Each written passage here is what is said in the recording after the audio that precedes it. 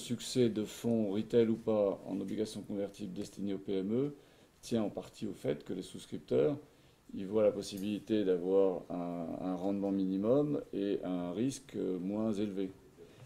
Aux gérants d'être sélectifs et de coller à ce cahier des charges et de ne pas faire du venture loan au tarif d'une obligation convertible sur laquelle on va viser un TRI de 12 à 15% maximum, là où un fonds de capital risque devrait viser 25% de TRI annuel. Pour répondre à votre question avec des chiffres, mais ce n'est évidemment pas des chiffres inscrits dans le marbre. Donc oui, le monde des fonds obligataires connaît un succès auprès des investisseurs personnes physiques parce qu'il y a cette approche assez séduisante d'une obligation donnant un rendement et étant remboursée à terme.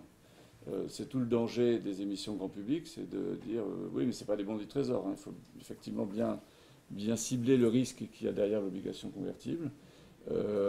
Après, il y a un grand nombre. Pardon? Oseo intervient sur la plupart des dossiers. Et après, Oseo intervient sur les dossiers d'OC?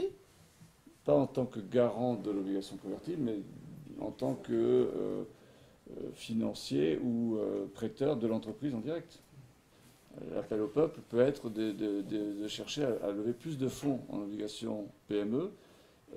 Je ne suis pas du tout certain du chiffre, mais les PME américaines sont financées à plus de 60% par des fonds de dette privée. En France, si on est à 10%, c'est bien le maximum. Donc on est encore dans un monde en France où les banques commerciales classiques jouent un rôle prépondérant dans l'apport de dette.